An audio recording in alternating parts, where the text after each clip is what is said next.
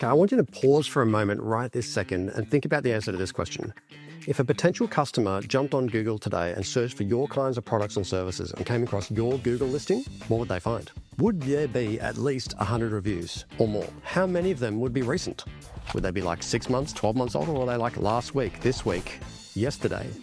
And would the words that they find there actually sell your business and differentiate you from your competition, or would they just be whatever the customer chooses to say?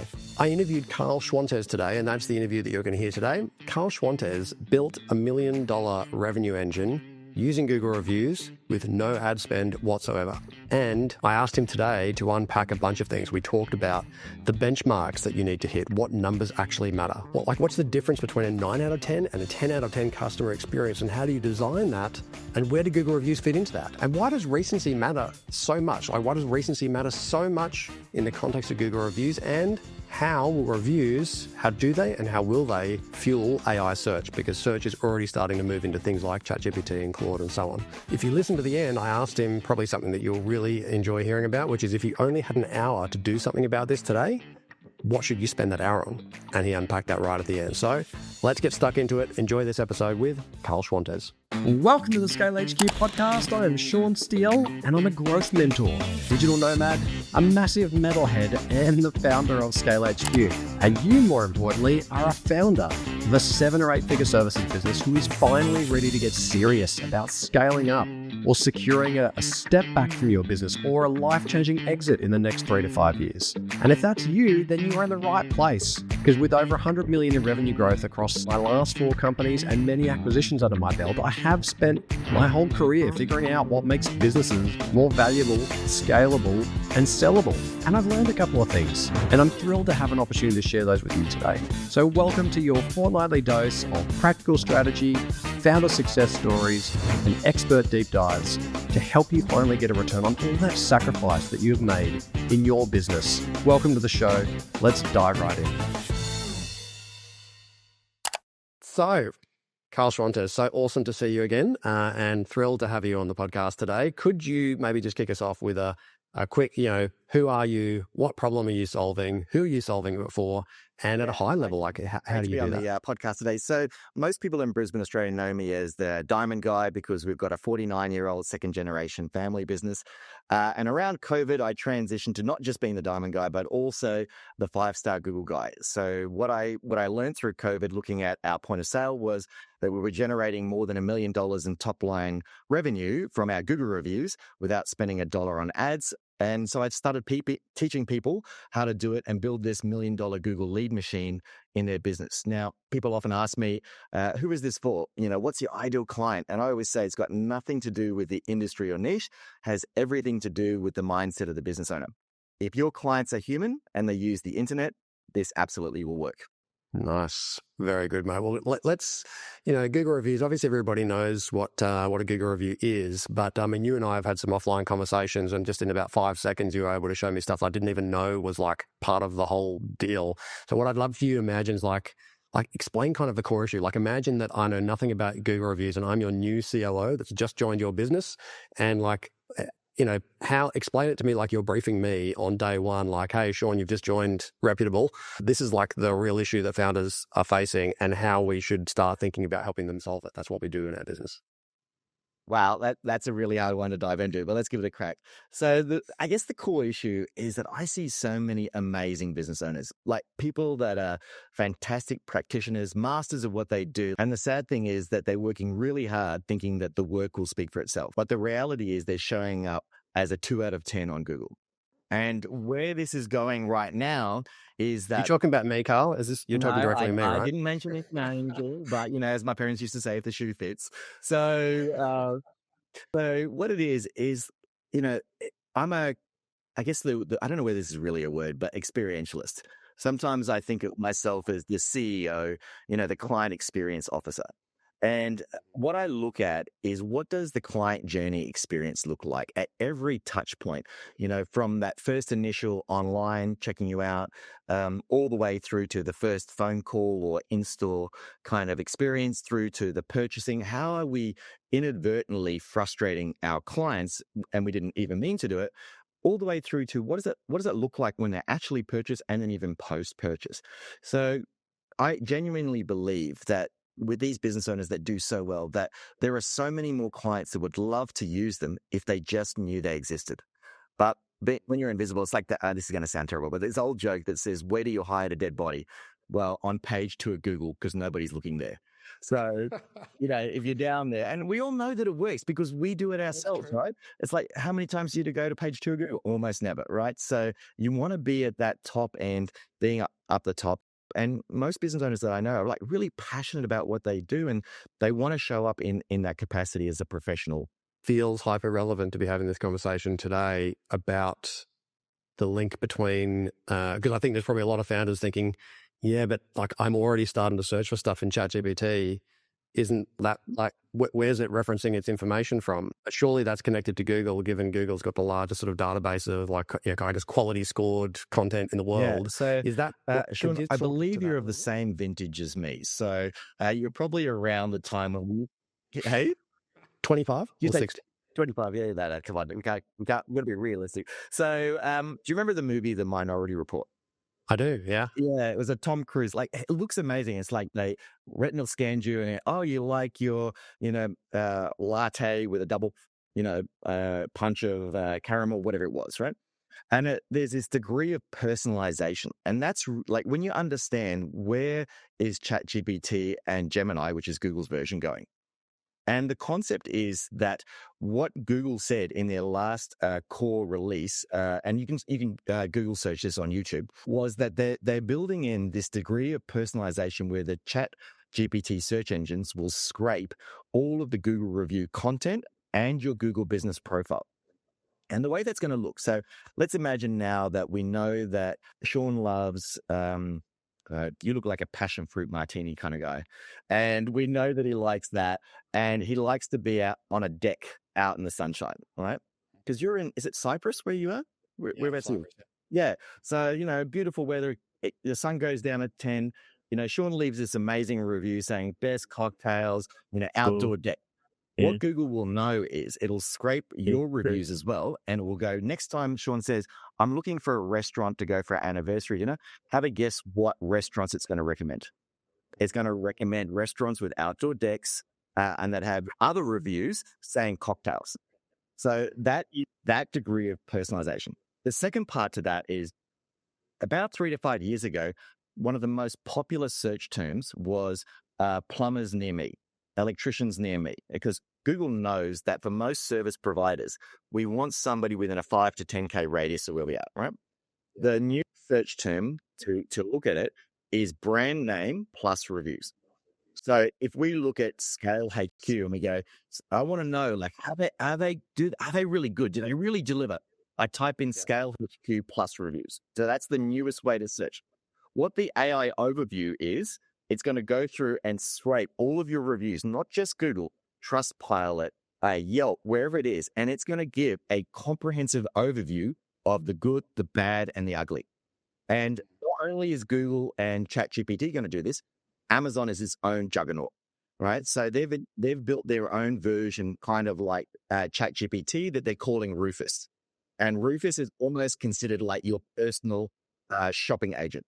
And so like what it'll do is scrape, because I don't know whether you've ever purchased anything on Amazon, but it's like there's like hundreds of reviews. I can't read, and some say positive, some say negative. What Rufus would do is say, this business has a problem with returns.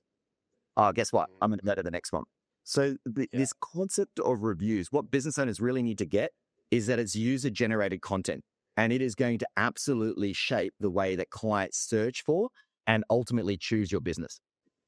Do you know what, Karl? I've got a new client that just came on board last week, and he just had gone to the website, booked in a call. It just arrived in my calendar. I got on the phone. We had a first call. He was keen to move ahead. We were a good fit for each other. And at the end of it, I was like, how did you hear about me, actually? And he goes, I searched in ChatGPT. I was like, no way. He goes, yeah, I typed in like mentor for founders of like 10 million plus businesses. And I found, there's one firm in Melbourne, a bunch of like it was a bit random, like some founders that had scaled to a certain level, didn't have a service offering, and we looked at your website, we thought, this guy's good. And we went through and I said, did you look for reviews? He goes, yep, I looked at reviews and I could see your Google reviews. And I thought, okay, he's got some credibility. Now, interestingly, most of my reviews are actually on my website because I haven't been focused on Google reviews much yet. It's going to change. Well, I know Karl now, so I have no excuse not to absolutely master this in the next 12 months. But that was super interesting to me that I came up in a ChatGPT search, but it just re-highlights the importance of like what it's going to find about me. And clearly the stuff that other people say about you is far more relevant than what you probably say about yourself. So makes sense. So what's the biggest, what's the trap? Like, what's the kind of broken psychology, the kind of myth that, when founders think about this, that they think about it wrong? Oh, I made so many notes, but let's try and keep it to 3. So I think a lot of businesses that I see, particularly in the professional services, and when anyone says that, word of mouth referrals are 90% of my business, that worries me greatly, because word of mouth referrals are probably the least strategic form of lead generation. Like, there are so many touch points that need to happen in a precise order in order for that word of mouth referral to work, and it can change at any time. So if I was a financial planner, I would say to you, Sean, if you want to retire early and well, and you always want to jump on a plane and turn left and not right, it's one of those things, as you would say, you need multiple income streams. And so what I tried to teach businesses is how to build multiple lead streams. Keep your word of mouth referral, but build this other Google lead machine into your arsenal of leads. And what I found in my business is that what it does is creates this like static baseline of leads that just come into the business every year, independent of markets, timings, seasons, and that side of things. The second kind of mistake that I see is that businesses thinking that 23 Google reviews is enough. So it's like, no, I'm good. I've got 20 reviews. One of these big companies did a big study, I think it was before 2020, and they found even back then, over 2.4 million small business profiles and sort of 35 different categories, that the average number of reviews was 73. So if you're listening to this and you've got less than 73, you've probably got some work to do. But for me and my clients, I try to get them to that first benchmark of 100. And then what I want them to do is to have 100 review gap to their nearest competitor. And the reason behind that is when you've got 23 reviews and your competitor's got 25, there's no market differentiation. But when they've got 23 and you've got 150, you're seen in the market as clearly a lot better. Yeah, it's funny, actually. I noticed in Cyprus, Cyprus is a new destination for us. And I noticed that all the lawyers have probably all started about the same time, and they're all massively going after Google reviews as their number one priority, because the lawyer that I found, I had checked them all out, as we all do, especially a service provider, where it's going to be big investment or big risk if they get things wrong and so on. And I can see them all like trying to eke each other out. Like one's got 47 and one's got 57 and one's got 67. And when I went to the north part of Cyprus, we're always using Google Maps, and then we're always using the reviews to assess, the star ratings and the volume and importantly, I guess to your earlier point, the recency. Like, it's not just volume. If you haven't seen a review on there for a year, you're like, well, it doesn't really matter like that was a year ago.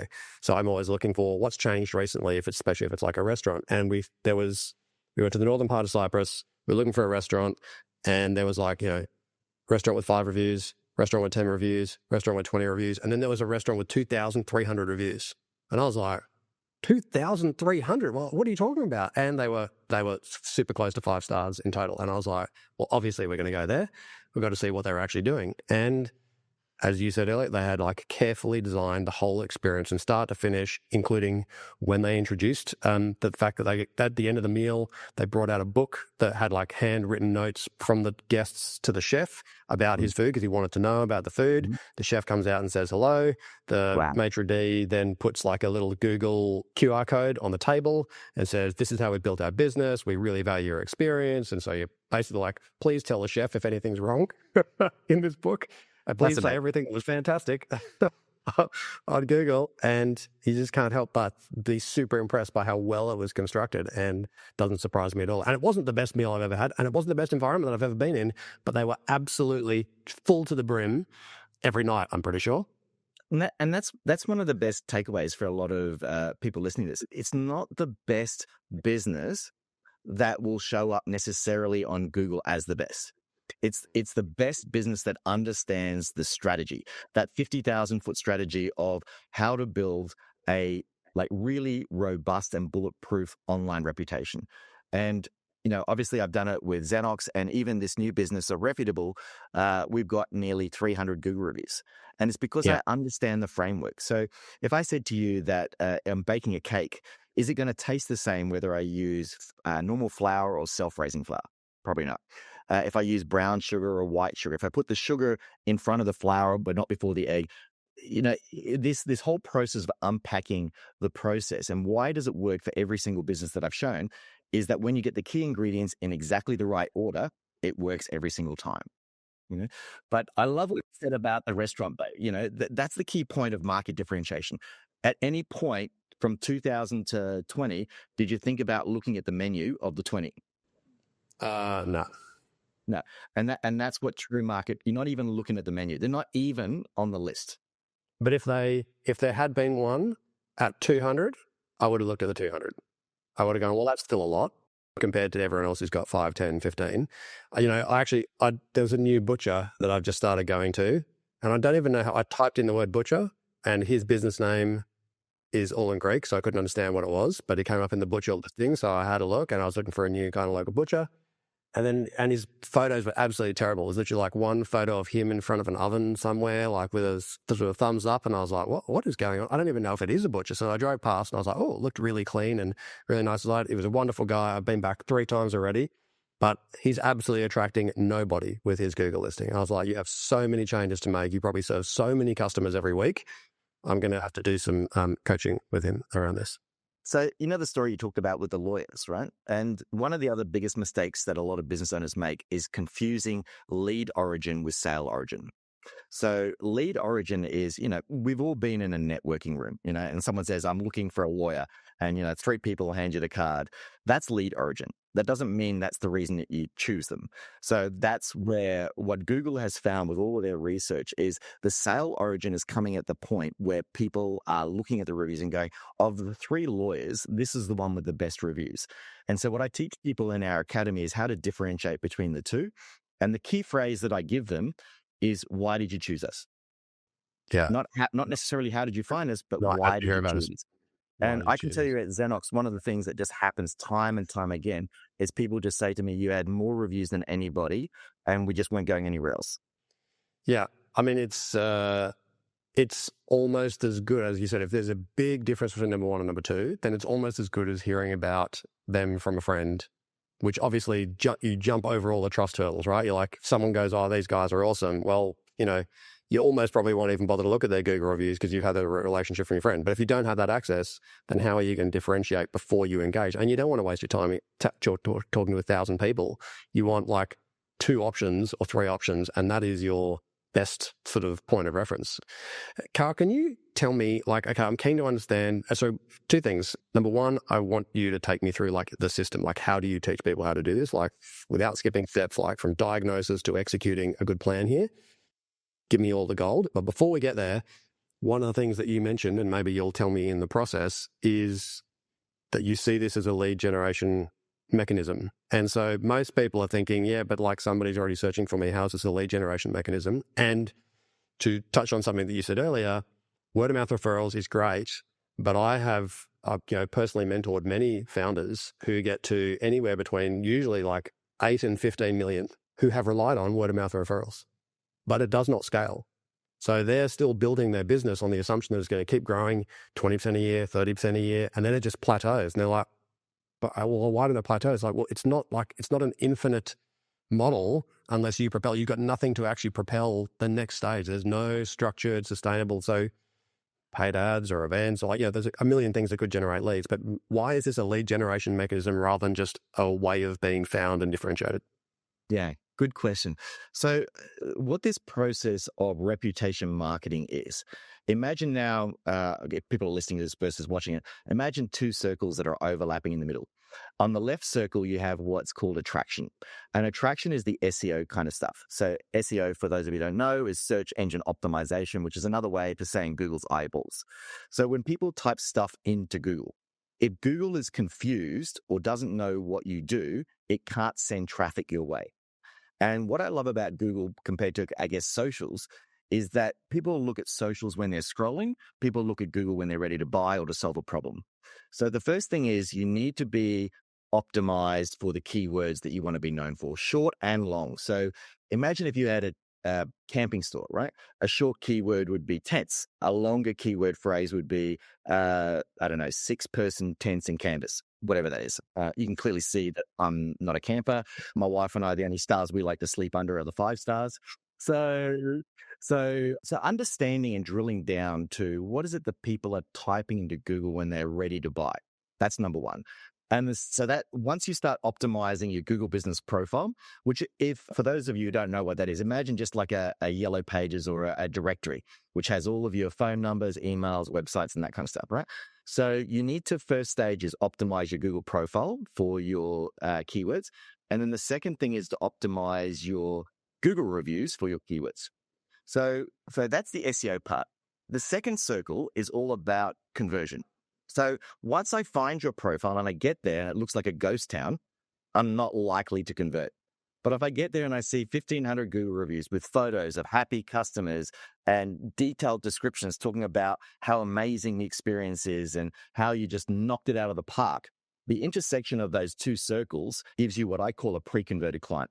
And the pre-converted client that comes to me generally makes the decision faster, they spend more, and they don't care about the competition. So you essentially inoculate your business from the competition. And that's what really makes it scalable when you get pre-converted clients that want to come into your business. Just to riff on something there, something you said that really jumped out to me was, if you think about, we've got a lot of people here who will be listening who have a services business. Mm-hmm. And so I'm always in conversation with service business owners around the fact that what you do is probably not that different to the person next door. Like if you're a commercial lawyer and you both provide, I don't know, like you do M&A and you do due diligence, you do contracts and you do blah, blah, blah, all that stuff is going to be the same. How you do what you do is the only differentiation usually in a service business. So the nuances are, and how you explain that, like what are people buying? They're buying, okay, yes, first they got to like you before they can trust you, then they have to trust you. But why are they going to buy from you? They're buying a proprietary process. Like your way of doing the thing is what they're buying the belief of that it's going to produce a better outcome than the person beside you who's also doing the same thing. Why do you go to that chiropractor? Why do you go to that accountant? Why do you go to that lawyer? They're not doing different tasks. They're doing them in a different way. And the thing that I think is really interesting about what you just talked about is like detailed descriptions in the Google reviews of the process of like of the differences, of the nuances, because ultimately that is actually what you are trying to sell. And it is the thing that helps you differentiate against your competition if the what is not different and only the how is different.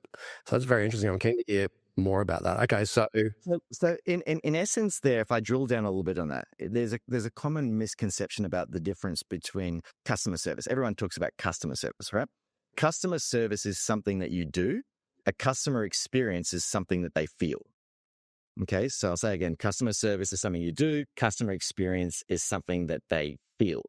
There's a keynote that I deliver, which is called that your customer experience is the real product you sell. So that's exactly what you're saying. The professional services think that they're a family lawyer or wills and estate, but it's the customer experience and how they make them feel that's the real product that they should be marketing. And that's what I love about the Google reviews is that that's what shines through.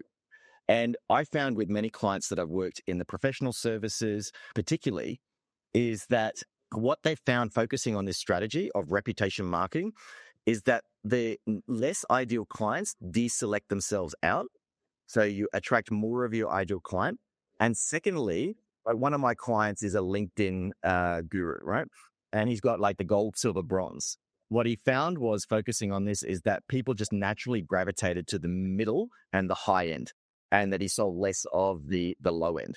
Yeah, that's interesting. When you are walking through somebody what I heard, and tell me if I missed any steps, first we need to optimize the Google profile. Then we need to optimize a review for keywords. And I guess that's probably in the way that we might ask questions that precede somebody actually leaving the Google review. How do we get detailed descriptions? How do we get photos? How do we get the things that we want people to talk about? We're obviously not giving them we're not writing it for them, I'm assuming, but we're prompting them with the right questions to make sure that what gets given back is going to give us what we want. What are the am I missing any steps? Like, is that kind of the core? No, heaps. Okay, so Please go. Yeah, it's like I just walked in a Michelin star restaurant. So like it's an omelet. There's some eggs and some milk in it. Okay, so if I could boil it down to just 3 simple steps, if I can. The first step is the Google business optimization, which includes mostly giving it all the keywords so Google is confident and trusts that you're able to deliver what the client wants. That's number 1. Number 2 is we walk people through the reputation builder framework, which consists of 9 accelerators. The first accelerator is belief. Now, I don't know about you, but I know I've been guilty of this. That sometimes I've been to a conference and I come back and I go, hey, team, great idea. I just learned this thing. And everyone rolls their eyes and goes, oh, my God. Not another one. Yeah. So the easiest way to understand beliefs, it's an enrolling conversation where you enroll the whole team, right? So let me ask you, now it's 3:30 in the afternoon. It's morning for you, right? How early is it over there? Yeah, it's 8:30 for me. Okay. So let me ask you this question. And to anyone who's listening, did you brush your teeth this morning? Yeah. Why? Was there a tooth police standing behind you? No, it's because you're enrolled in the idea that if you don't, you're going to get holes or bad breath, or that it's just good and cheaper than going to the dentist, right? So the belief module is all about how do we bring everybody along this journey of reputation marketing. The second step is all about ownership. Now, I'm not sure whether I've shared with you, but I spent 10 years in the military as an artillery captain. So ownership is all about appointing someone in the business to be a Google captain. Because it's like anything, without significant or really clearly defined boundaries of who's responsible, no one's responsible. So the Google captain is all about the pom-poms. It's the cheerleader and reporting to the business owner the progress. They're the defender for the client journey experience, etc. Right. The third piece of the strategy is metrics. And that's showing the business owner how to record the difference between lead origin and sale origin, so that at any point in time, just like looking at your P&L, you can print a report to find out where the revenue is coming from. And that the reason that we're able to do that for our business is because we accurately record where the business is coming from. Okay. And so just to be clear there, the lead origin is where they heard about you. The sale origin is your answer, is the client's answer to why did you choose us? Yeah, that's correct. Cool. So from there, we move into probably my favorite section, which is all about the game.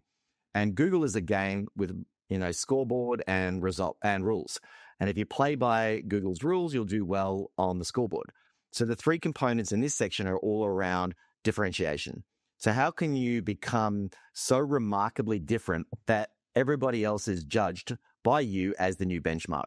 So typically in this space, I see founders, business owners just trying to be 5% or 10% better than the competition. In reality, anything that they can say me too, or yep, that's no problem, that's not a differentiating factor. So in my diamond business, when I built that, I actually built in a whiskey bar. Now, principally because I like whiskey and it works really well, but it's actually become an integral part of our client journey experience and how we do that. And so much so that we run whiskey tasting nights for our clients where we mix, past clients with future clients. And there's a whole community aspect that comes around it that my competitors are just not willing to do because it's just too much hassle.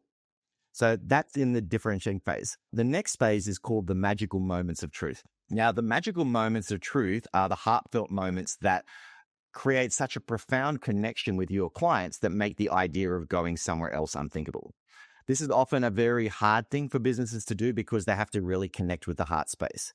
And it's about empowering your team. Like at Xenox, what we do is I say to my team that you've got $100 to spend on anything you want if you see an opportunity to surprise and delight a client. So, whether it's buying lunch, comping their car parking, whatever that is, that they're fully empowered. They don't need to ask for permission. And the second part of that is I often find that business owners sometimes reprimand teams that do that. So now instead of being empowered, they become disempowered and disengaged. So that's an element of the magical moments of truth. And then the third part in this phase is all around what we call Googleization.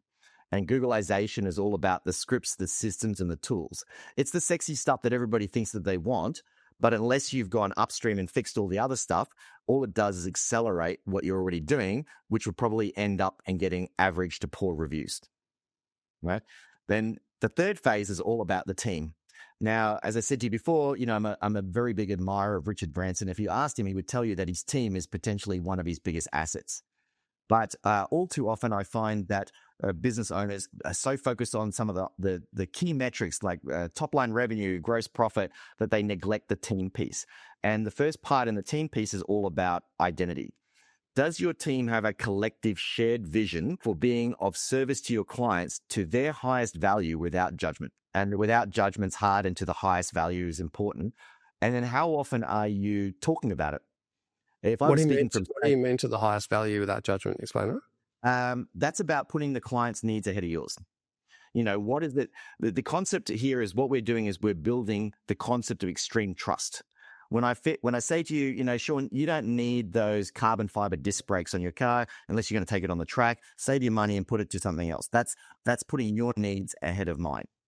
So that's what that piece means. But oftentimes when I'm speaking from stage, I'll say, who here has documented core values in the business? Handful of hands go up. I say, great. Can you tell me what they are? Usually they get to about 3 and then they start to stumble on 4 or 5. And it's like, well, if you as the founder or the business owner don't know the core values, how is it you're expecting your team to do it? And when was the last time you revisited them? And did you just tell them what it was? Or did you enroll and bring them into that conversation of like, what do we want as a shared vision for the core value in the soul, what I call the soul of the business? So being of service, I hate ones where it's like integrity. No, I'm sorry. That's just the essential part of being a good human. Yep. Yeah. It's be good. If you don't have integrity, you can't even work here. Yeah. So the next one is rhythms and routines. Again, in the military, what we love is discipline cadenced. In our daily huddle, every day we go through the core values, and it's what I call daily indoctrination. I mean, Sean, you've seen this probably many times. How many times have you seen where you just told a team member something once and they just got it immediately, and they did it every single time without follow-up or accountability? How often does that happen? Not that often in businesses. No. So they need to be enrolled. They need to kind of have it top of mind and be brought along with that, so that way they can live it. And then the last piece is multiply. So that's where we show businesses how to leverage their online reputation to generate a 1 to 2x multiple to the business valuation. How do you do that? Yeah, so that's building everything else. It's kind of like closing of the loop, but it's basically de-risking it for a future purchaser. If you were going to buy my business and I said to you that the business generates $1 million in top line revenue without ad spend or any involvement of me as the business owner, that gives you that de-risking element, but there are other elements in that as well, but that's essentially what it does. And then the final piece of the puzzle is all about how do we maintain it? How do we make sure that this isn't a fad that we do for 2 or 3 months and then we go back to doing what we want? And that's building in that check-in and tune-up on a regular basis.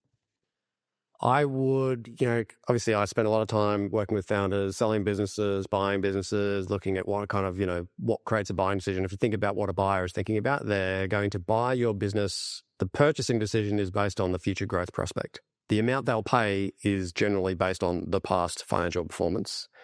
And then the reasons they don't buy it is a big old long list, and they just are looking for all the red flags.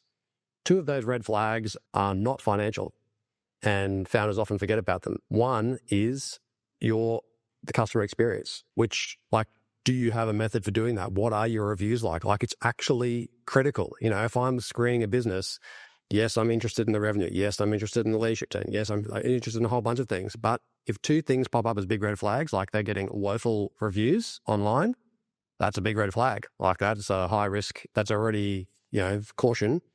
And if 2, the employee experience is poor, the culture is poor, and we'll usually find ways to measure that through surveys and so on. If the engagement is low, that's also a big red flag because they're really hard to fix. They're fixable, but they're actually part of the purchasing decision for smart investors. So it's not just a nice to have, it's important. And of course, if you can show the sustainability of your growth engine, that's the future part, right? They're buying the future. So having multiple lead sources that have some system behind them that allows some controllability, predictability, sustainability.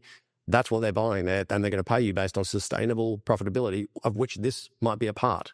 I think amazing to what I've heard from what you just said is this is not actually about what you're teaching people is gone a long way beyond Google reviews. This is a customer experience program. This is a reputation marketing program as opposed to how do you get better Google reviews? Cool.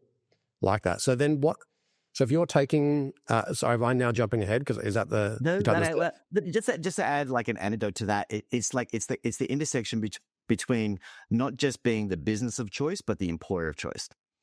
Because like exactly what you said, like these days, employees, the key talent, the best people, they don't want to go and work for a business that's constantly putting out fires. They want to go for a business where there's great culture, great reviews, and everybody just singing the praises. So it's the intersection. It's not just about Google reviews and being the business of choice. It's the employer of choice as well.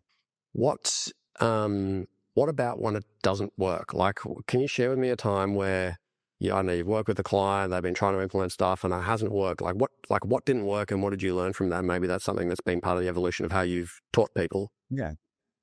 So I remember one cohort, I had 3 podiatrists in it, and one just absolutely smashed it out of the park, is the highest rated podiatrist in Australia, and the other 2 didn't really do it. And the 2, if I think about those other 2 businesses, the key things that they missed, number 1 was really embracing the ownership aspect of it. And the second part was the rhythm and the routine. It didn't happen when it was supposed to happen. They kind of let the daily huddles kind of relax. They didn't hold the team accountable for doing it. And probably the third part is that the business owner stayed too involved. Rather than handing it off to a GM or COO or somebody like that to kind of go, hey, this is your baby now. I want you to run it and report back to me how well it's doing. And then really diving and empowering them and giving them the support that they need. I think sometimes as business owners, we forget how big a shadow that we cast. And it's a matter of letting your team step out of the shadow and allowing them to make mistakes. Because we've all made mistakes, but most people don't hold us accountable. Yeah. So unless you've got a business coach. So I would say they were the key mistakes. Very interesting. And actually, one of the things that one of the things you hear a lot from founders is, we really need to increase the accountability. Well, that's difficult to do, as you said, if you don't provide ownership, you don't provide guide rails, you don't provide a safe space in which people can actually learn, but also that they have to kind of report and they have to plan the progress and that's actual ownership. So if you want to increase accountability, it's not saying, I'm just going to put your name behind lights and shame you when you screw up. It's how do you give them the tools to drive the system so they can get. So I actually remember in one of my first sort of executive leadership roles, and I was, when you said like, if nobody owns it, then like if no one's essentially ultimately accountable for that, then like no one is. And I remember when we did this really boring exercise of rewriting all the policies for the business. And one of the parts of the policy writing for the business was who's accountable for that policy. And the moment you put somebody's name on that piece of paper, I was like, so I'm accountable for the enrollment policy for all their students. That means how we capture the data, where we store the data, what do we do with credit card information, what's going to be obfuscated in the system, what's not obfuscated in the system, who's got controls to export data, like all these things that could blow off my face, but only because my name was on that document and I was like, I need to make sure this thing lives and breathes, and all the parts that go with it, I have to make sure all of them are working. It like took the accountability through the roof, whereas before I probably would have if there was something that we got wrong, I'd just blame it on a policy, that's someone else's job, compliance's job or whatever, rather than being my job. So yeah, I totally get that's a really nice example. Karl, can we do like a hypothetical? Let's say I am a founder running a residential roofing company. I'm doing like $5 million a year, doing good work, I get pretty good referrals. My digital presence is probably a bit weak. I got 15 reviews. I've got no system for collecting new ones. I'm getting kind of undercut by competitors. What would you do step by step to turn my reviews into this kind of reliable inbound lead engine for me? Yeah. So really the first step when I work with a business is just to really understand and client journey map out what their experience looks like. So like, what is it when I ring you for the first time? Do you show up on time? Are you dressed well? What does all that look like? Does the quote come to me easy? Can I pay a deposit easy? Like all of these inadvertent frustration points, and how seamless and frictionless is the client journey experience. The second part to that is I always look at businesses when I'm working with them is how would I want to experience it? But through the lens of a high-end diamond store, because I know that if it's good enough for me, it'll be good enough for most clients. So I look at it and go, well, what are the nuances? What is it that I can do that other people in that industry are just not doing? And how can I build in some automations, but ultimately cut offhand everything? I would say that if you're not converting 50% of clients that you see into a Google review, it's essentially highlighting for you that you need to improve your systems and your process and documentations. Are your Google review scripts documented and followed by everybody? Or is just Jono doing it really well, but Sam isn't? Those kind of things. I always say to businesses, the key belief that I have around here is that if you're worthy enough to get paid, you're worthy enough to get reviewed. Because there's a lot of psychology in there. Sometimes people have limiting beliefs, or, the client wouldn't do it. Or, maybe they would only give me a 4-star and not a 5-star. All of that stuff you have to just get rid of and just fully lean into the strategy. That's an interesting one, isn't it? Because, in a services business like a residential roofing company, all of those things, and I know this from a very similar, I've got a client that does pest control. So people who've listened for a while might have heard him on here before. And all of that is very carefully planned out. How they arrive, what t-shirt are they wearing, how's it branded, is it clean, is the car clean, where do they park the car, how long are they there for, what's the tone they use with the customer, what kind of language do they use, what kind of language don't they use, how quickly do they follow up, how does the system send, hey, your guy's 2.5 kilometers away, he's going to be there in 35 minutes. Like all these little touch points that make these guys the third biggest player. There's a couple of massive behemoths that are like $100 million plus companies, and then there's them. And then there's like a giant chasm, and there's all these rats and mice sort of small businesses beneath that. So it's I think that systemization of the service and of the experience is critical, whether it's professional services or whether it's like face-to-face with a customer in a different way. Okay. The way to think about that, and the way that I generally talk to business owners, is that memorable experiences, if you think about the word remarkable, it's got the word remark in it. And that's what we're asking people to do, is to remark on the client experience. And when you think about it, they have to be crafted. They don't just happen. And what we do is we choreograph them like a play. So exactly what you were just saying, like our welcome, the team have to stand a certain way with their body angled. They have to do something and all that kind of stuff. And the whiskey experience and how we do that is choreographed, scripted, practiced. And that's what it takes to be like truly exceptional and have a world-class reputation. Well, I mean, because if you don't do that stuff, right, like then how do you, because reputation, I always think like, it's almost like they're assessing your character. I remember saying to my boys that your character is how people expect you to show up every time.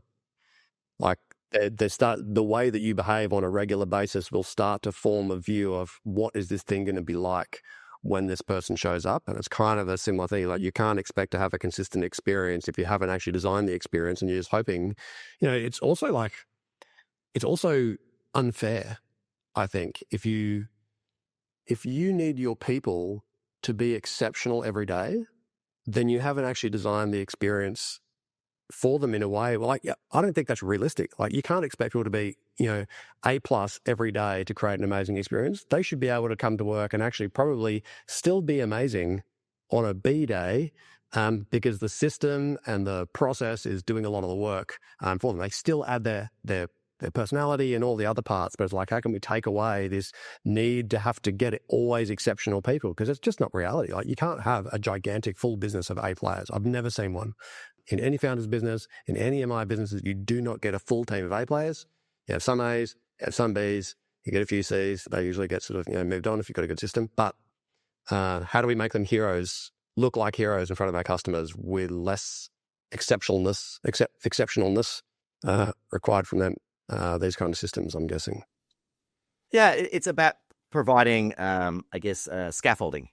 So kind of like, how do we support them with some systems and automations? Like, how do we, like for us in our point of sale, we've got pop-up reminders, to do this or to do that, but we do a lot of practice and role playing and all that kind of stuff. So I agree with what you're saying. You're not always going to get all A players, but try and support them where you can. But it's that daily indoctrination that's really important. So, that they may not be A's, but you want at least B pluses. If they're C's, I'm sorry, but that's not for us. Yeah, but C's or a business full of C's are going to kill your business pretty fast. So, if you think about founders listening, perhaps they're thinking about, like, I guess what I'm wondering is, what are the founders because founders are generally like creative, they're forward thinking, they love product development, building stuff, and they're often looking for silver bullets. And therefore they can also be distracted by shiny objects. And sometimes, when you listen to this, you're like, oh, geez, there's actually a lot to do, right? And it's important stuff because this is working on your business, right? Like this is making you have a stronger business. It's going to be better, but it's also may not seem like a silver bullet because it may not also be easy. What are the like shiny objects you see founders getting distracted by when they're trying to tackle this stuff? So you're 100% right. This isn't a 1 month strategy or 3 month strategy. This is like, my favorite saying is you can't turn the Titanic on a dime. Like to turn businesses around and business improvement, as you said before, is really important. But what I do see a lot of business owners doing is using outdated marketing tactics that just don't convert.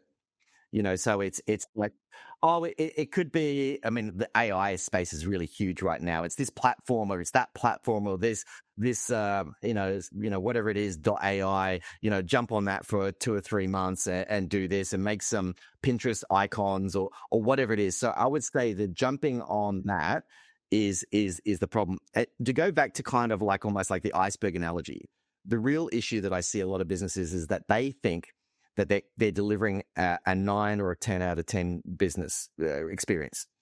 The reality is you're going to have, the bottom 10 to 20% that are not great. Maybe they're complainers and they're never going to be happy with whatever you do. But there's this gray zone in the middle where clients are actually, and I call it kind of like the meh zone, it's like, but you need to transition more of that gray zone into the top zone. And if you pulse check your clients realistically and say, like, how amazing is the experience? If they say things like, it's okay, that's bad. So the biggest thing that I learned going through all this whole process is ultimately upstream is where all the problems exist.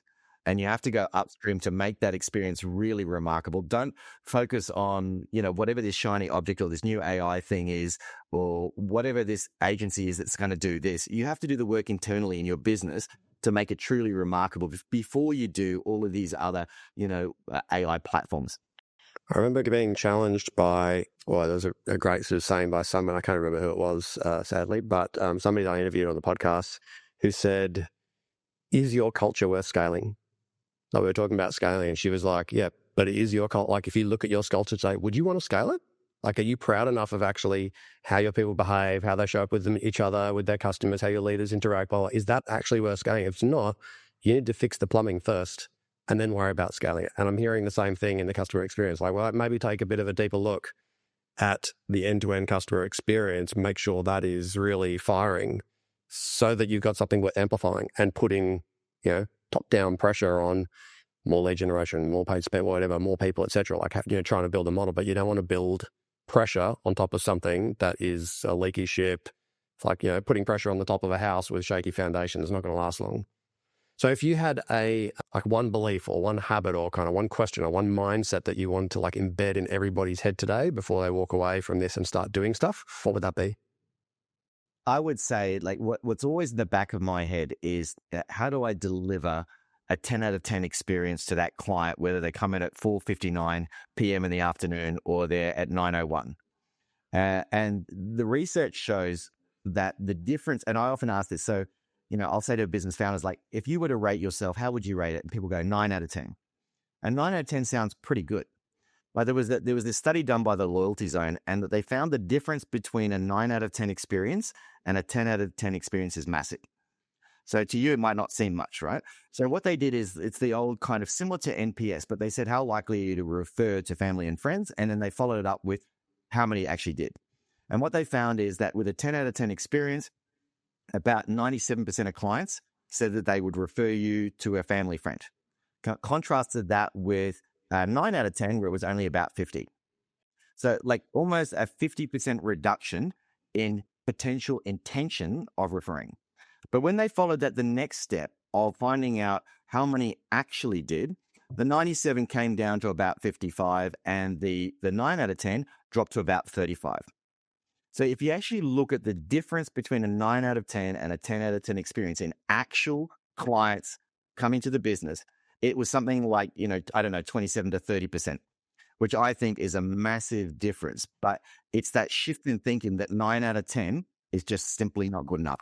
You know what the example is I see of this all the time is restaurants rated at 4.7.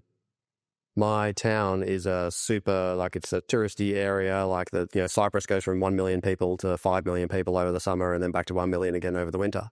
And in that period, you had a lot of tourists who are in kind of honeymoon phase. And so they go to any restaurant that like does something decent is probably going to get like an average of 4.7. So when you look at all the 4.7s, you go, not good enough. Like, it's actually going to be, they're just too, like they're on holidays. And so they just don't care enough. But the ones that are like 4.9 or 5, and you look at the reviews and their quality and their recent and stuff, you go, okay, like that's a great example of that sort of looks small, big difference between 4.7 and 5.